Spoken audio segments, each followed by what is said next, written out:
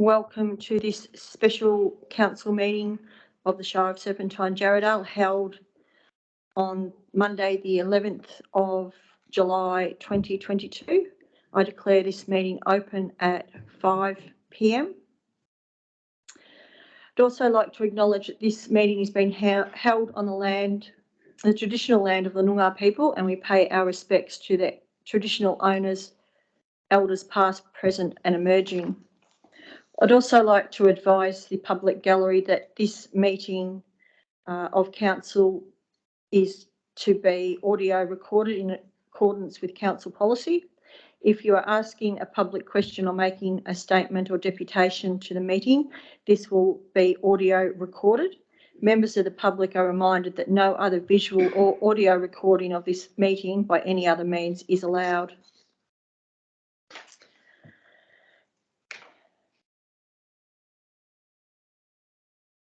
Move to item 1 is attendances and apologies, including leave of absence.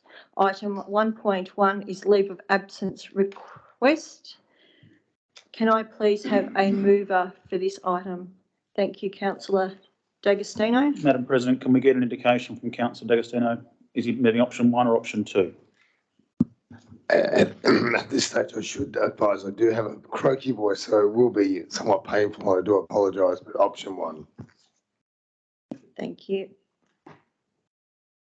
Can I have a seconder, please? Thank you, Councillor Bias. Is there anybody opposed to this motion?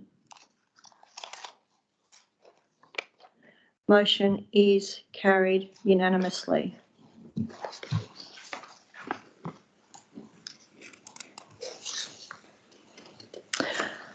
Item 1.2 is attendances and apologies. Nil apologies. Thank you. Item 2 is public question time. 2.1 is public questions. We have no public questions submitted in writing before this evening's meeting.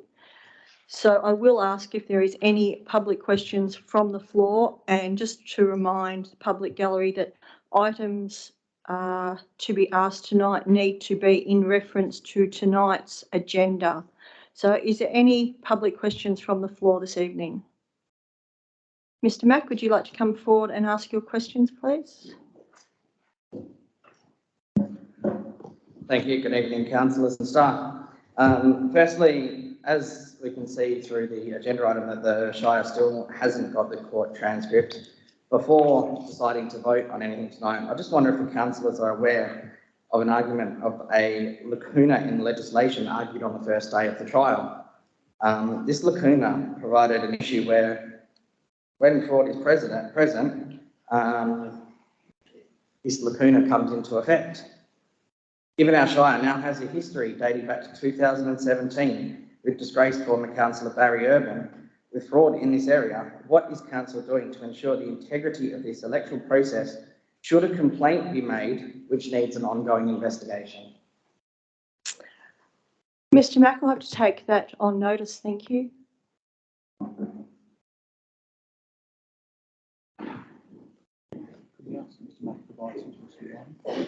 Mr. Mack, can you please provide that information that you have in writing to the Shire so that the Shire can follow up and gain further information, please? The question. Yeah, absolutely, but I do find it quite staggering that it wouldn't have been already discussed prior to council action.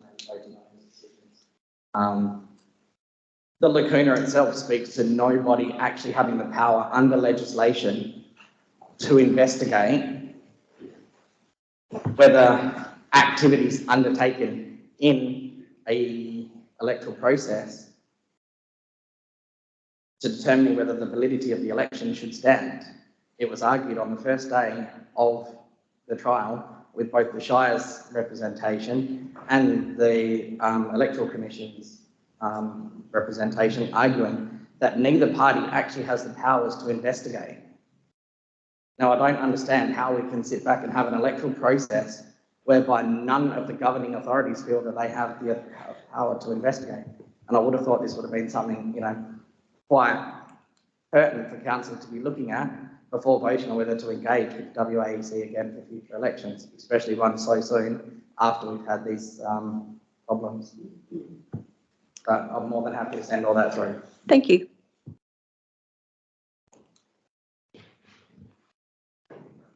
Is there any further questions from the floor this evening?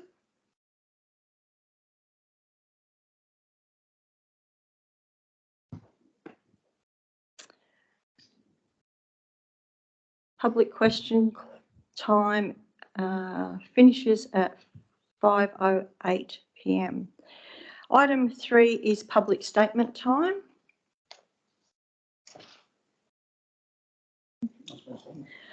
Madam President, no statements were received prior to the meeting, but you can ask for public statements from the gallery. Is there any public statements from the floor this evening?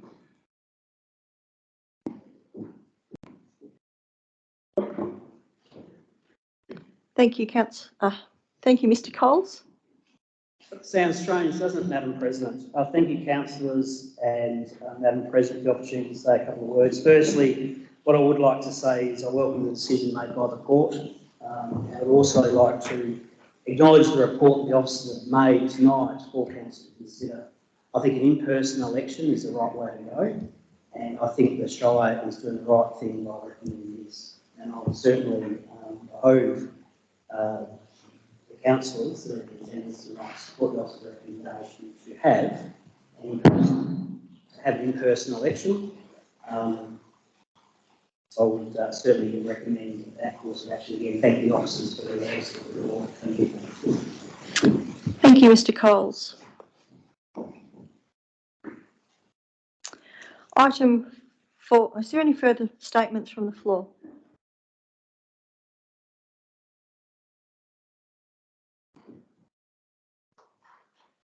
Public statement time has concluded at 5:09 p.m.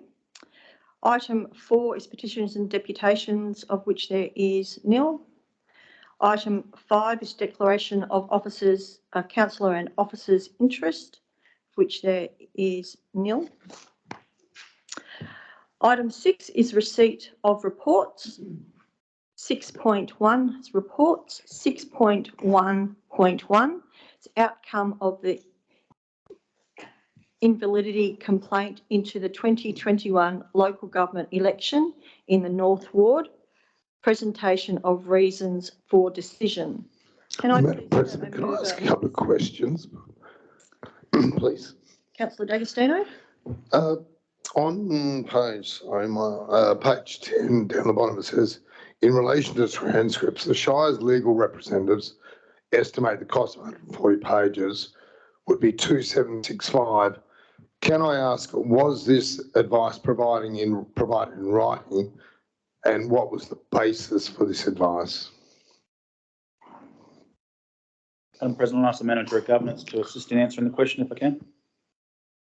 Thank you, Member, for his question. Yes, the response was provided in writing by the Shire's legal contractor.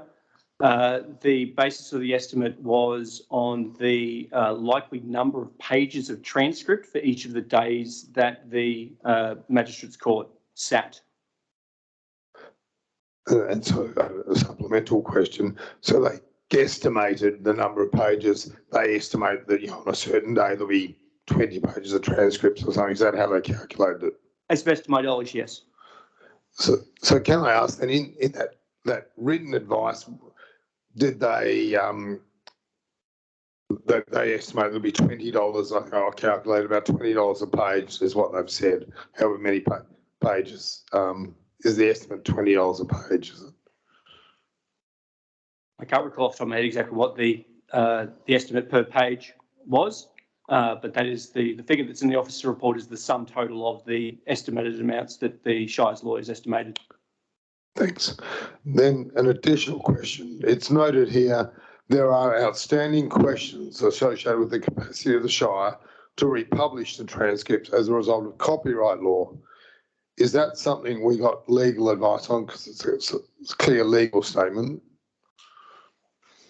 So in the moments before the invalidity complaint was resolved, I discussed the matter again with the Shire's legal team, or legal representative, identified there was potential copyright issues. And at the same time, the State Solicitor's Office representative was there, and he made an informal comment as well that there could be copyright issues associated with that. But we did not seek nor pay for any formal legal advice in relation to that matter. I'm correct in saying that's just a oral, informal, indicative advice. That's correct. Thank you. Then an additional question over onto page 12. The comment is made about Mr. Singh being in New York and giving advice orally. Have we sought additional advice from our lawyers on whether we could recoup some of the additional costs that seem to have been incurred as a result of effectively another hearing being required because of Mr. Singh's location? No inquiries about that specific matter have been raised with our legal team. The legal team has been consistent in its advice about the way in which courts can make orders associated with a candidate in an election through regulation. There's a regulation 87 of the election regulations, being that only an order to cost can only be made by against a candidate in an election if that candidate has been found to have breached Part 4 of the Act or a candidate's agent. All right, and then I think it's my final question. I see that we've incurred costs of nearly 84,000. Presumably, the officers have reviewed those costs? Yes, each of the costs has been reviewed as part of the goods receipt process in accordance with our purchasing policy. And in each case, is the format of those bills received with a detailed itemisation? Correct, yes. So each email received, each letter that gets sent, all the like, so very detailed. And can I ask, with those bills that were received, were there any exceptions noted or raised with our lawyers? Sorry, Councillor, can you repeat the question? With those invoices that were received on this matter, did we query or have exception with any of our legal costs that we were billed? No, I haven't had any reason to. Thank you.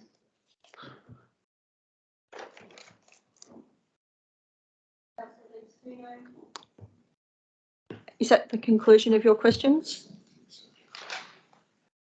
Madam President. Yes. Councillor Duggan, you have questions? Yes, I've got a question, if I may. Page 12, the one we're currently looking at, second paragraph, on May 2022, the parties attended. Although I wasn't present at the case myself, I've been told by a member of the public that that is actually incorrect, and that the orderly couldn't be found. That was correct. But the matter was not adjourned because of the person who didn't have a legal practitioner, which was Mr. Mack. It was actually the representation for Mr. Singh, who said he would need to check with his client about proceeding, and ultimately went back to the court and said he wasn't available for cross-examination, which is what caused the adjournment. I think it's important when we're talking about repercussions and legal costs that these meeting minutes Sorry, Madam President. appropriately reflect that. Is that a question that Councillor Duggan has? I'm wondering if we can alter the agenda to reflect what actually occurred in court. I'll ask the Manager of Governance just to clarify that point if we can first. Sure. So those sections are taken directly from correspondence that was sent to Shire officers by the Shire's legal representatives. Being that I'm not a legal practitioner, I wasn't permitted to be in the court when the matter was determined, and those sections there that refer to the events of it are taken directly from the email from the Shire's lawyer. I can't comment one way or another on their veracity, if there is alternative versions of events that are presented by anyone. So we're not in a position to question that as it's written at all. Is that what you're saying?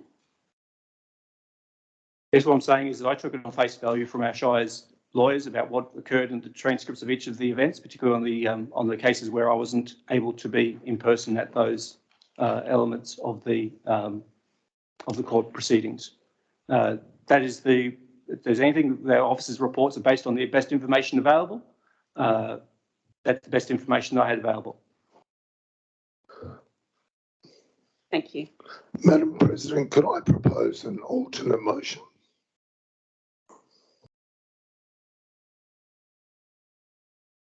Councillor D'Agostino, what is your alternate motion? To amend paragraph 3, I'll just read it first, then I'll come back and tell you the wording just so you can get a pulse. To add to this wording to the end, and requests its legal advisors to approach the court to award costs incurred by all other parties other than Mr Singh due to the adjournments on 3 May and 5 May. The intention being to try and get our solicitors to put forward an argument. I hear what you say about Regulation 87, but I think there may be some way of differentiating this, but to put forward at least a submission that there be an appropriate award of costs due to the events of those 2 days. Madam President, could I respectfully ask Councillor D'Agostino whether he thinks that is better under the second item on tonight's agenda, which deals with determination of costs, or whether he wants to have that motion here now, and there's a reason for that there now. I'm happy to deal with it at the next item. Yes, that's fine. So I'll withdraw my request for an alternate motion. Thank you, Councillor D'Agostino. Is there any further questions from councillors for this item? Can I please have a mover for this item? Thank you, Councillor Duggan. Can I have a seconder, please? Thank you, Councillor Bias. Is there anybody opposed to this item? Motion is carried unanimously.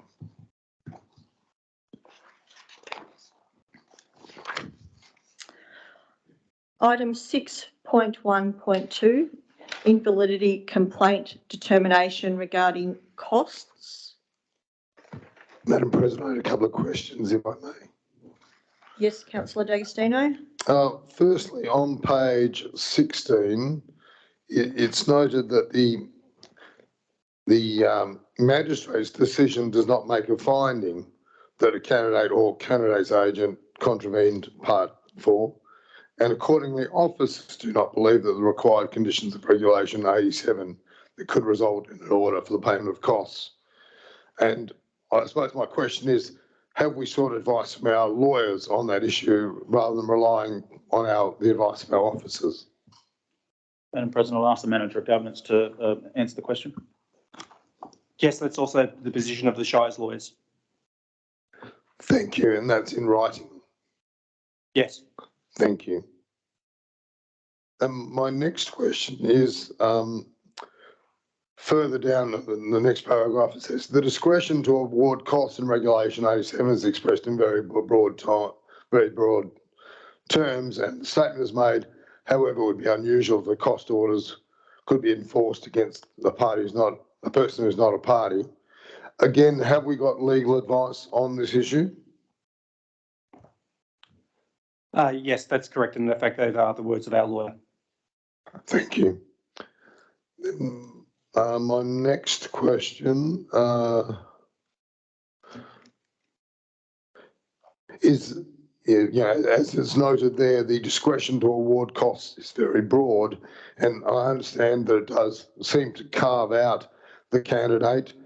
Have we got advice from our lawyers that they don't believe Mr Singh can be required to pay costs?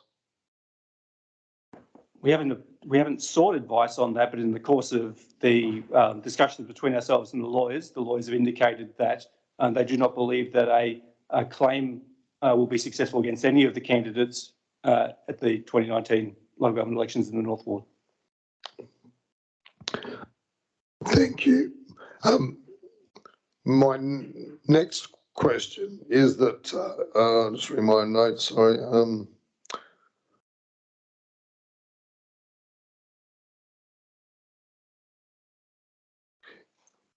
Have we sought any advice whether we could commence a civil action to recover the costs of both elections? No, we have not sought no, we have not sought or paid for any advice to that manner. All right, thank you. And I think this is my last question. Sorry, I'm just... On page 17, it's noted that officers have not explored in depth any legal options for the recovery of costs, and preliminary inquiries have not identified any viable options to recover costs. What were those preliminary inquiries? Preliminary inquiries involved some discussions with representatives from the Department of Local Government and some initial discussions that were actually held during the court proceedings. Thank you. Madam President, I'd like to propose an alternate motion. Yes, Councillor D'Agostino. I'd like to propose option 2.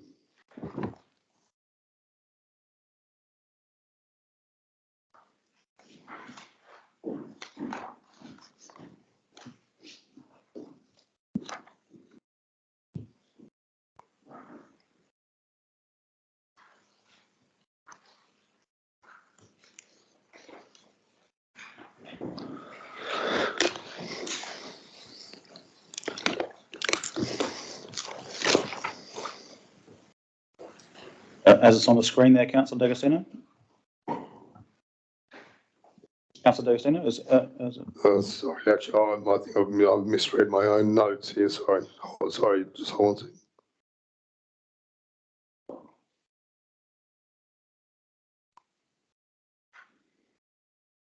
second. No, sorry. It's option 1, but with the last part of paragraph 2 deleted. The words, and in the event that the court does not concur that the position of the State Solicitor's Office is presented. So it's option 1, but with the last part of paragraph 2 starting with the words, and in the event, to the end of the paragraph be deleted. as is on the screen now. Yes.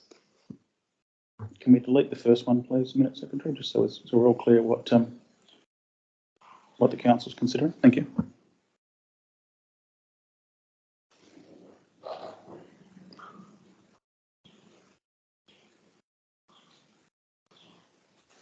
Thank you, Councillor D'Agostino. Do I have a seconder for the alternate motion before us, please? Thank you, Councillor Duggan. Is there anybody opposed to this motion? Not opposed, Madam President, but a question, if I could. Councillor Byers? Just to the CEO around the practical implications of not having a backup. I mean, the court's going to make its decision one way or another. You don't feel that this leaves officers hanging at all?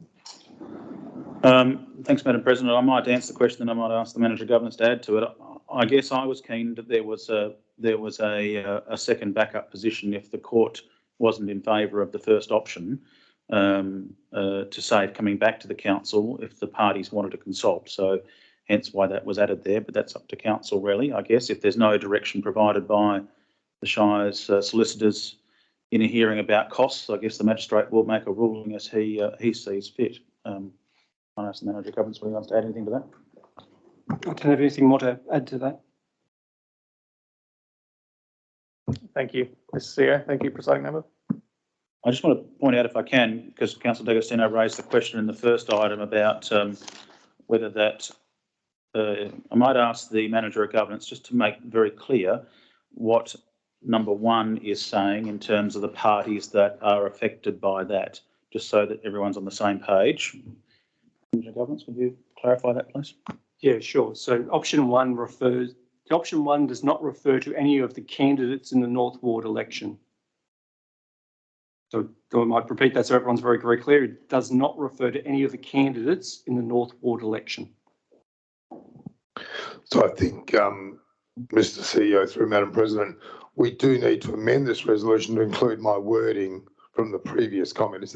That's what you're saying? I think. I just want to make sure that everyone's very clear on what is being considered by the council. So if you wanted to adjust that so it included any or all of the candidates, before you get a seconder, you got a seconder, with the consent of the seconder, that would be a time to do it. Yes, well, there's that aspect, and there's also this aspect of seeking additional costs associated with the adjournments.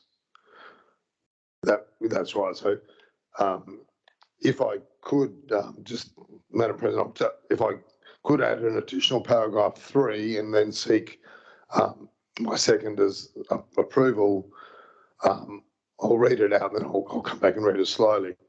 That the council requests its legal advisors to submit to the court that the court award appropriate costs incurred by all parties other than Mr. Singh due to the adjournments on 3 May and 5 May.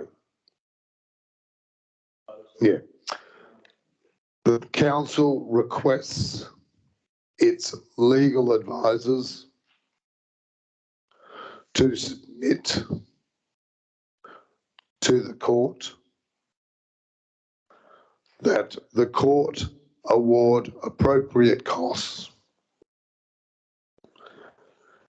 incurred by all parties other than Mr. Singh due to the adjournments on 3 May and 5 May.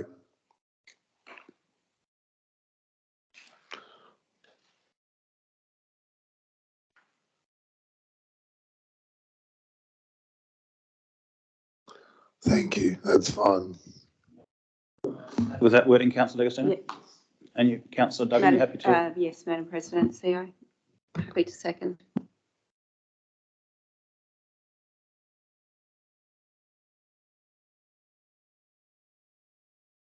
Thank you, Councillor D'Agostino.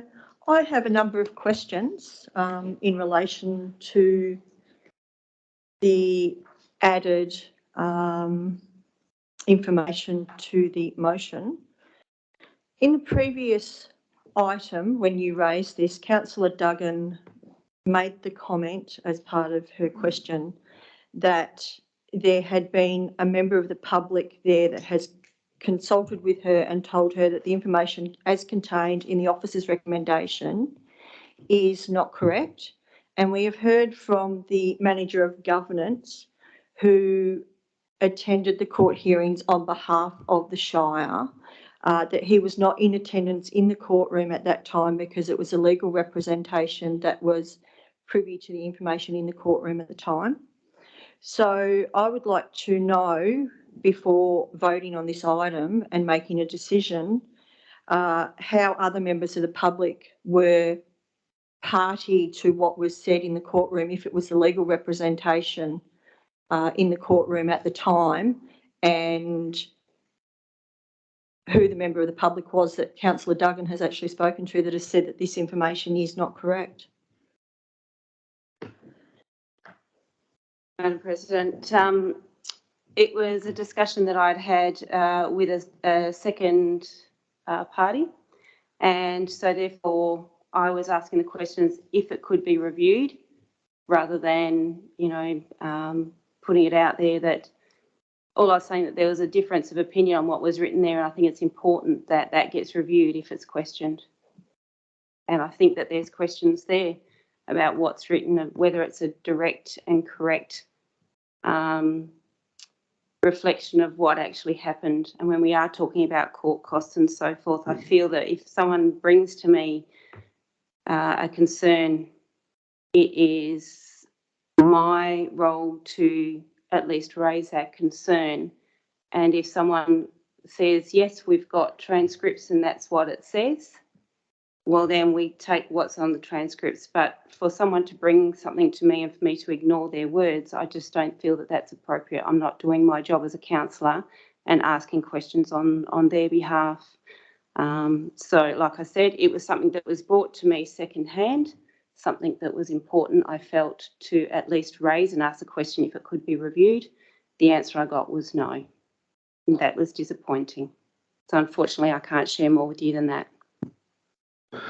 Madam President, in answer to Councillor Duggan.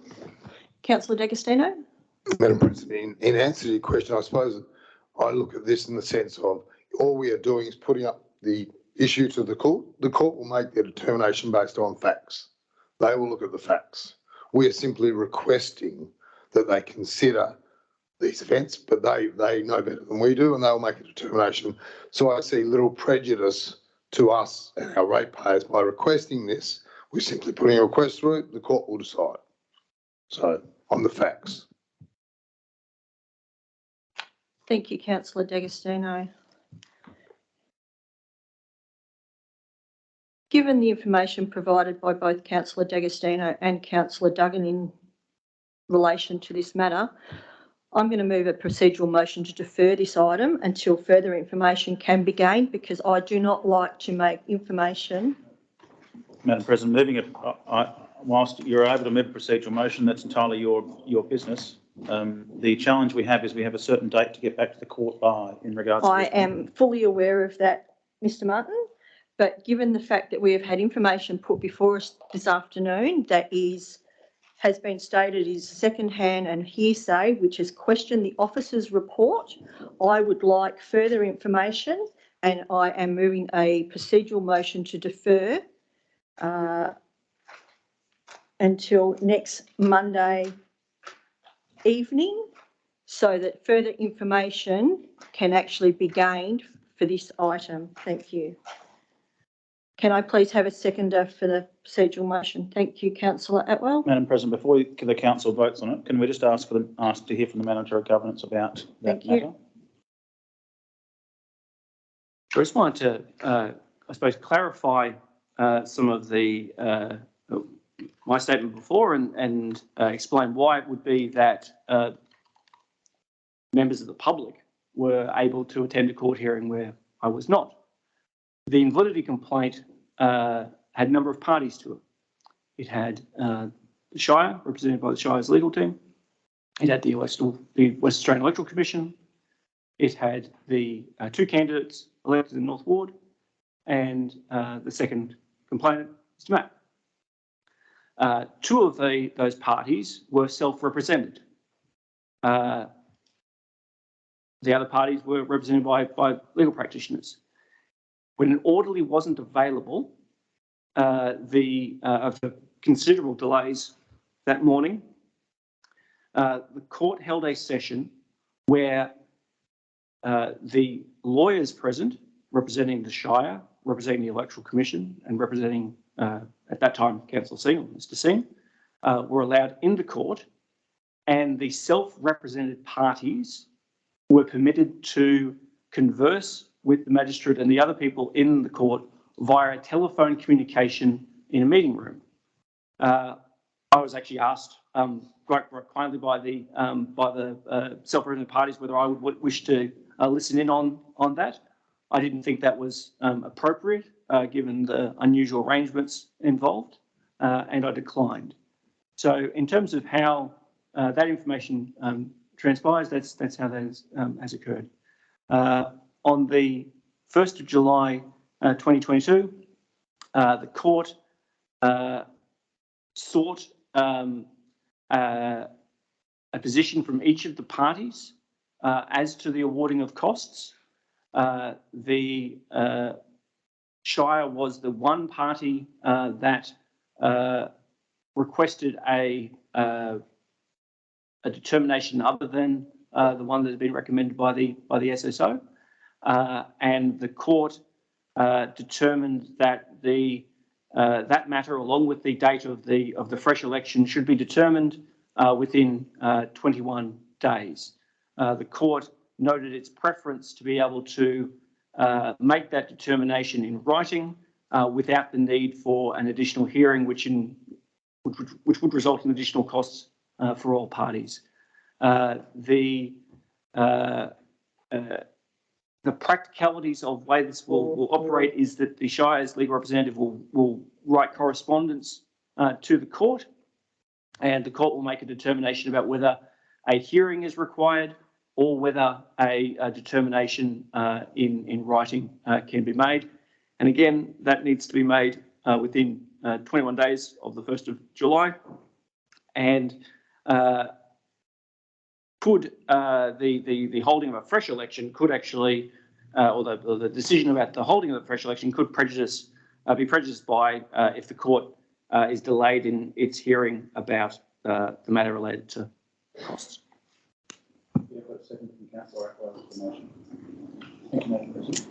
Thank you, Manager of Governance.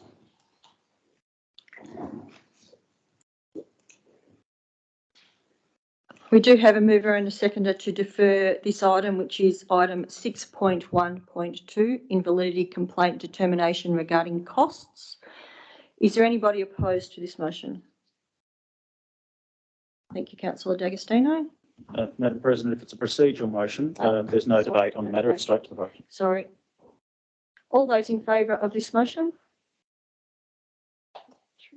All those against? Casting vote. Motion is carried.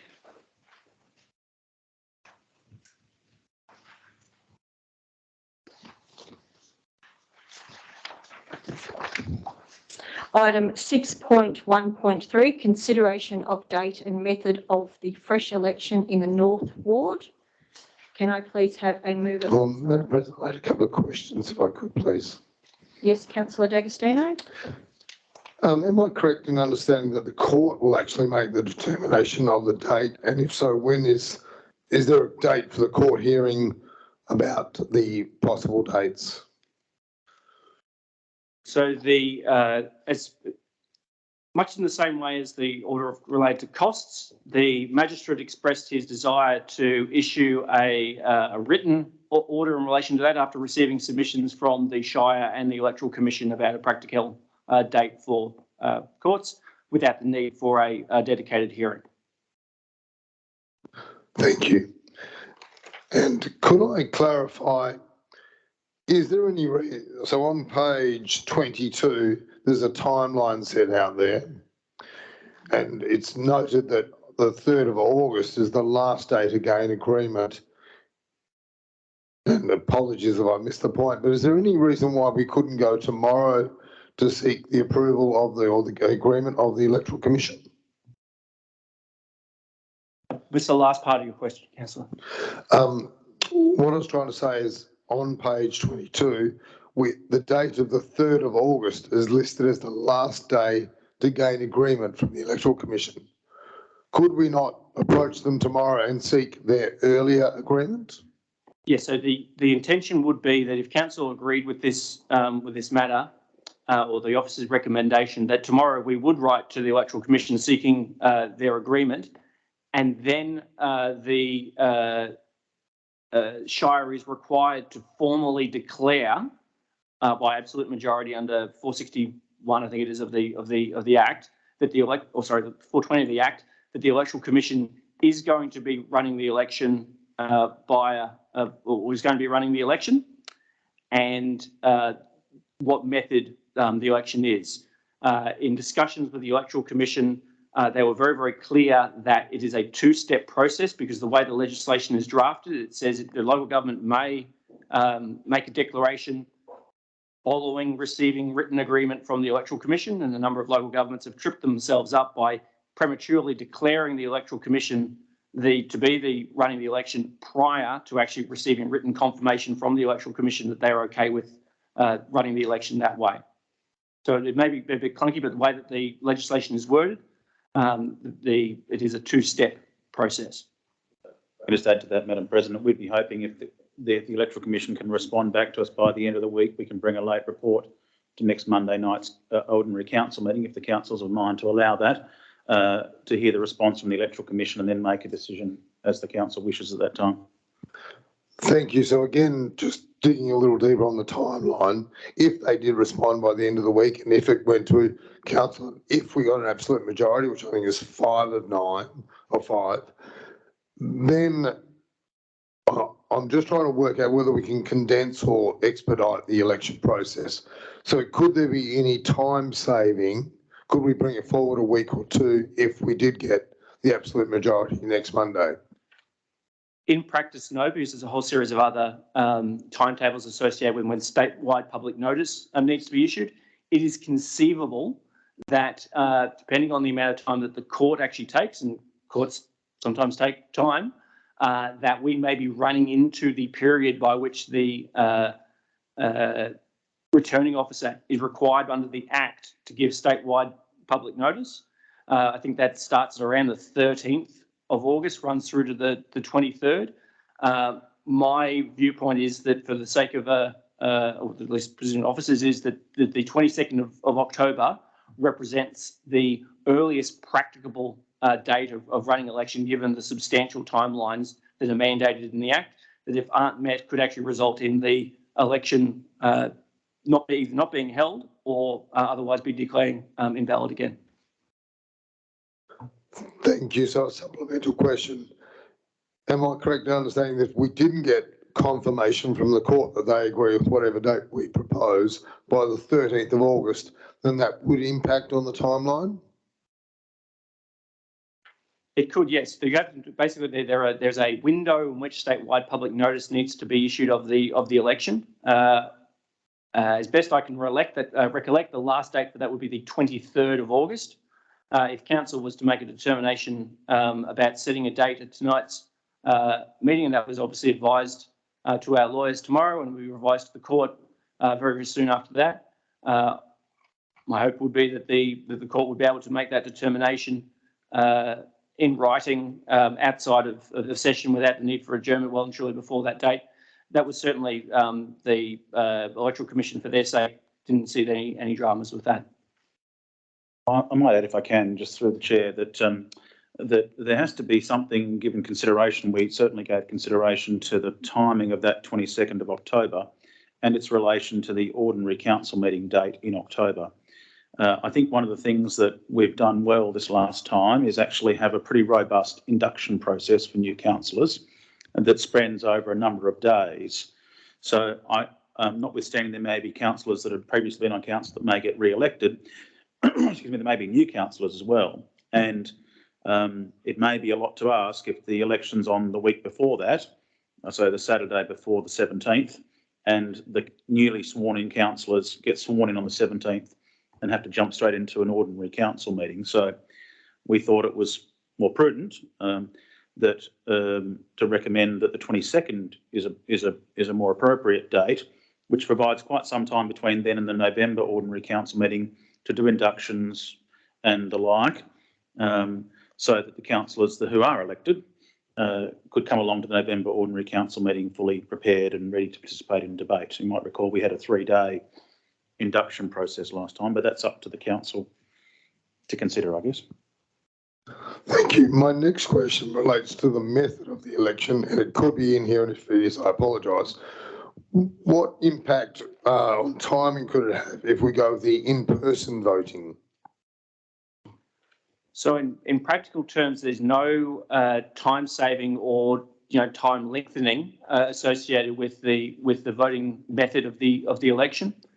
There is, as indicated in the officer's report, there is a degree of complexity associated with in-person voting, as officers haven't conducted an in-person election before, and not a lot of local governments have for that matter. But in terms of the specific of the implications for the timing of the election, all of the legislative provisions associated with the timetable of elections, being the calling of nominations, the establishment of the rolls, the statewide notices that need to be issued, none of those are different for an in-person election compared to a postal election. So just to clarify, the executive are comfortable / confident that if the council was to support an in-person election, that there wouldn't impact on the time frame? If council resolves to do a 22nd of October election in person, both officers and the Electoral Commission are confident they can deliver on that, yes. Then in relation to the location of the polling place on page 25, it doesn't appear that the council would have any involvement in ensuring that it would probably be in the most obvious place in Byford. Is it correct that it would need to be in the ward? Certainly something we would recommend is it's in the ward, yes, because you know, if you're trying to get participation, then in the ward in a prominent location is the best option, I would have thought. So the Local Government Act does require, unless it is an exceptional circumstances, for the polling place to be located in at least one polling place to be located in each ward where there is an election. The determination about the polling place location in the Act specifies that it is a role of the returning officer. The returning officer, if it was the Electoral Commission, would obviously take advice from the Shire in that regards. Thank you. And then my last question, and I understand it's probably self-evident, but I really just want to clarify clearly. The executive is very confident that there's no possibility of bringing this timeline forward to make sure the ratepayers of the North Ward aren't represented earlier. Well, I'm not sure that we'd say it quite like that. What we've done is looked at the timeline that's there, and considering the induction required and the timeline proposed, we're recommending the 22nd of October. I probably wouldn't use the words that you described, but that's our recommended date. Thank you. A supplemental question. So with all the various procedural legislative steps required, is that exactly 90 days or that's an estimate? So 90 days is the estimate. There is the timetable. The first timetable set out would be the statewide notice of the election, which from the 22nd October date is between the 13th to the 23rd of August. One of the difficulties in this is actually that to issue a statewide public notice, for example, you can't actually issue a statewide public notice on the 13th of August, for example, because a statewide public notice inherently involves publishing in the West Australia. Get published in the West, you have to factor in a few days. Before that, you need to know exactly when the election date is. And so with each of these deadlines, there is a series of steps you need to complete to make that occur. A number of dates were discussed with the Electoral Commission. That some of those discussions were before and after the validity complaint was actually heard. The provision that the magistrate will make a determination at an unknown date about the election date would make me as an officer very uncomfortable with a date earlier than the 22nd of October. Given that our most recent correspondence with the Electoral Commission at an officer level has earmarked the 22nd as a date, and our discussions that indicated the Electoral Commission is willing and able to run an in-person election is based on a 22nd of October date. Thank you. And my last question, I promise, is that in paragraph 5 of the option 1 recommendation, it's requested that the Shire President write to the Minister about electronic voting. Would the Executive see an issue in deleting that paragraph and providing a more detailed background information to the Council for proper consideration in another meeting? No, that's entirely the council's option to move the motions and decide as it wishes. I guess we added the number 5 because we were thinking not necessarily about what happens at this election, but what happens at future elections. And so one of the concerns, I guess, or one of the views has been about, well, if the council decides to do this election in person, what happens in October next year? And then what happens every 2 years after that? And in fact, we came to the view that probably the best option for everybody is actually to move to the electronic voting as soon as possible, as the government has identified in previous reform packages, which would ideally ensure reduce issues of fraud and also opportunities for fraud, and also provide a basis for elections other than necessarily in person. So it was more of a way of saying let's actually see what the end game looks like, rather than getting through this election and then coming to October next year, the council being forced to consider whether it wants to hold October next year's elections in person or by postal means, or some combination of the above. All right, thank you. Thank you, Councillor D'Agostino. Do any other councillors have questions for this item? I'll call for a mover for this item, please. Thank you, Councillor Byers. Can I have a seconder, please? Thank you, Councillor Atwell. Is there anybody? Moving the officer recommendation, yes. Is there anybody opposed to this motion? Motion is carried unanimously. Item 7 is motions of which notice has been given, which is nil. Item 8 is urgent business, of which there is nil. Item 9 is closure, and I declare this meeting closed at 5:54 p.m. Thank you, everybody, for your attendance this evening.